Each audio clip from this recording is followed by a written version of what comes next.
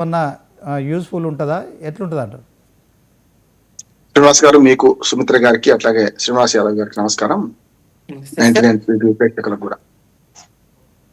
పాదయాత్ర గురించి మాట్లాడుకున్నాం, ఎందుకంటే మిగతా అన్ని కూడా కలగలిపితే పెండా బెల్లం కలిసినట్టుంటది. అవును, నేను స్పష్టంగా పాదయాత్ర గురించి మాట్లాడతాను. శ్రీనివాస్ గారితో నేను ఏకీపిస్తున్నాను, ఎందుకంటే మంచిది పాదయాత్ర చేయడం ఎవరికైనా మంచిదే. గతంలో పాదయాత్రల వల్ల చాలా మేలు జరిగింది, ప్రజల్లోకి ఓడడానికి అవకాశం వచ్చింది. రాహుల్ గాంధీ మాటలు చెప్పాలంటే కన్యాకుమారి టు కాశ్మీర్ పోయినప్పుడు ఆయన మాటలు చెప్తున్నాడు. కన్యాకుమారిలో కొంచెం తడబడ్డాడు మాట్లాడడానికి, కానీ కాశ్మీర్ పోయాకల్లా పూర్తి పరిణతి వచ్చింది. నాకు చాలా నేను సిగ్గుపోతున్నాను, నేను ఎవరైనా కలవాలంటే షేక్ హ్యాండ్ ఇవ్వాలంటే కూడా ఎందుకో వెనక ముందు ఆడేవాడిని, కానీ ఈ ప్రజలతో మమేకమైన తర్వాత ఒక రకంగా నాకు పరిణతి వచ్చింది అని ఆయనే అన్నాడు. నిజంగా ఉండే అంటున్నాడు, పరిణతి వస్తాయి పాదయాత్రలు చేయడం వల్ల. ఈ పాదయాత్ర ఒకటి కాదు, రథయాత్రలు కానీ గతంలో ఇవాళ కొత్తది కాదు కదా. అద్వాని రథయాత్ర, అంతకుముందు చంద్రశేఖర్ గారి దేశవ్యాప్తంగా పాదయాత్ర, మాజీ ప్రధాని, ఇట్లా చూసుకుంటే రాజశేఖర రెడ్డి గారు, జగన్మోహన్ రెడ్డి గారు, మన షర్మిల గారు, ఇట్లా చూసుకుంటే పాదయాత్రల వల్ల పరిణతి ఉంది. మన రాష్ట్రంలో ఫస్ట్ టైం శ్రీనివాస్ గారు ఒక ఇన్ఛార్జి పాదయాత్ర చేయడం మొట్టమొదటిసారి అంటున్నాడు. నాకు చాలా గౌరవం ఉన్నది దేశంలోనే, అదే అందుకని ఇన్ఛార్జ్ గా పాదయాత్ర చేయడం గొప్ప. కానీ ఆమె మంచి గౌరవం ఉంది నాకు మిగతా ఇన్ఛార్జీల కంటే. మీనాక్షి నటరాజన్ గారు నిజంగా మీరు అన్నట్టు ఆమె కట్టు కావచ్చు, బొట్టు కావచ్చు, వాట్ ఎవర్ ఇట్, ఆమె డ్రెస్సింగ్ కావచ్చు, ఆ సింప్లిసిటీ కావచ్చు.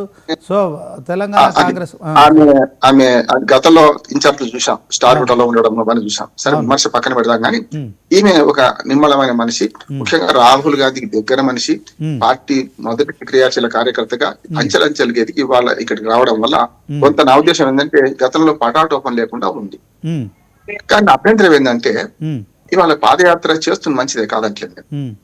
పాదయాత్ర కాంగ్రెస్ పార్టీ తరఫున చేస్తుంది, ప్రభుత్వం తరఫున కాదు కదా. 6 జిల్లాలు తిరుగుతున్నారు, 6 జిల్లాలు 6 నియోజకవర్గాలు, ఒకటి తప్ప మిగతా అన్ని అయితే ఎస్సీ లేకపోతే ఎస్టీ.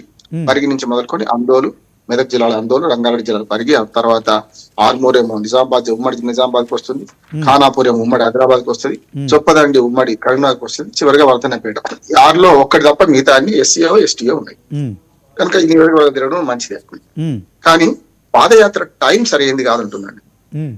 అంటే సమయం ఎటువంటిది అంటే ఈవినింగ్ పాదయాత్ర ఎవరైనా పెట్టుకుంటారా? వర్షాకాలంలో ఈవినింగ్ పాదయాత్ర ఖచ్చితంగా వర్షాలు పడతాయి. మరి ఎవరు ప్లాన్ చేసారో నాకు తెలియదు, కానీ సాయంత్రం పాదయాత్ర అయితే పెద్దగా ప్రిఫరబుల్ కాదంటున్నాను. ఎప్పుడు కూడా పాదయాత్ర అన్ని చూడండి, పొద్దున్న నుంచి మొదలు పెట్టి 11-12 దాకా పాదయాత్ర చేసి, తర్వాత లంచ్ చేసి, కార్యకర్తల సమావేశం, ఆ తర్వాత రాత్రి బస్తా. రాజశేఖర రెడ్డి పాదయాత్రలో నేను 50 ఏళ్ల సీనియర్ జర్నలిస్ట్ ను నేను కూడా కవర్ చేసిన. అట్లా ఉంటాయి పాదయాత్రలు. కానీ సాయంత్రం పాదయాత్రలు మరి ఎట్లా సక్సెస్ అవుతాయి? 10 కిలోమీటర్లు నడవాలంటే ఖచ్చితంగా ఒక 5-6 గంటలనే పడుతుంది మినిమం. ఎందుకంటే నేను వాకింగ్ చేస్తాను రోజు 6 కిలోమీటర్లు, గంటలో పోయేస్తాను.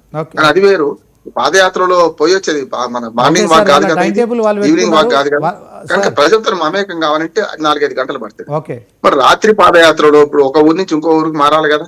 ఒక నియోజకవర్గంలో పాదయాత్ర అంటే కేవలం మనకు చెత్త ఉడిచేది, రాజకీయ నాయకులు పోదులు ఇస్తారు కదా, చెత్త చీపురు పట్టుకొని ఉడిచేసినామంటే అయిపోద్ది, అట్లా కాదు కదా. ప్రజలతో మమేకం కావాలంటే మాత్రం ఈవినింగ్ కరెక్ట్ కాదంటున్నాను నేను. వర్షాకాలం మరీ కష్టం, మరి ఇట్లా ప్లాన్ చేసి మంచిదే, చేయండి. కానీ ఒక ఇన్ఛార్జి పాదయాత్ర చేస్తున్నారంటే ఇంకొక అనుమానం కూడా వస్తుంది కాంగ్రెస్ పార్టీ మీద. ఇవాళ ముఖ్యమంత్రిని కాదని ఇన్ఛార్జి కూడా పెద్ద ఎత్తున ప్రభావం చూపెడుతున్నారు అనే మాట వస్తున్నది. మరి ముఖ్యమంత్రి కొన్ని జిల్లాలకు పోయినప్పుడు కొంత వ్యతిరేకత ఎదురైంది. ఉదాహరణకు మనకు వరంగల్ జిల్లాలో పోయినప్పుడు వరంగల్ లోకల్ ఎమ్మెల్యే రాజేందర్ రెడ్డి గారు ఎప్పుడు వస్తలేదు, ఈయన ఎన్నిసార్లు పోయినా ఆయన రాలేదు. మరి అట్లా పార్టీలో లోకలోకలు ఉన్నాయి కనుక ముఖ్యమంత్రిని ఫోకస్ చేయకుండా ఒక పిసిసి అధ్యక్షుడు వెంబడున్నాడు, అంత మిగతా అంతా లోకల్ వాళ్ళే ఉంటారు. పిసిసి అధ్యక్షుడితో పాటు ఇతర మిత్రులు తీసుకొని ఈ పాదయాత్ర చేస్తున్నారు. దీనిలో ఏం చెప్తారు అనేది ప్రధానమైన సంగతి. అయితే నా ఉద్దేశం లిట్మస్ టెస్ట్ అనుకుంటున్నాను. 20 ఏళ్ళ నుంచి అధికారంలో ఉంది పార్టీ, మీరు 50 అన్నారు కానీ 20 నెలలు కూడా పూర్తి కాలే. ఇంకా 20 నెలల నుంచి పార్టీ అధికారంలో ఉన్నది. 20 నెలల ప్రజలు ఏమనుకుంటున్నారు? మంచిది అంటున్నారు. ప్రజల అభిప్రాయం తెలుసుకోవడం ఇవాళ కాదు, రామరాజ్యంలో కూడా ఒక సాకరాయన ఏమనుకుంటుంటే తెలుసుకుంటేనే కదా. సరే, అది మంచిదా కాదా సీతను వెలగొడడం తప్పే కావచ్చు, కానీ ప్రజాభిప్రాయం తెలుసుకోవడానికి ఆనాడు ఎట్లా ప్రజాభిప్రాయం కోసం గూఢచారులు ఎట్లా పోయిందో ఇవాళ కూడా ప్రజల మనోగతాన్ని తెలుసుకోవాలంటే పాదయాత్రలు మంచివి కూడా మంచిదే కాదంటే. కానీ ఇందులో మతలబు ఏమంటున్నారు? దాల్మే కూర్చు కాలాహాయ అని అంటున్నారు.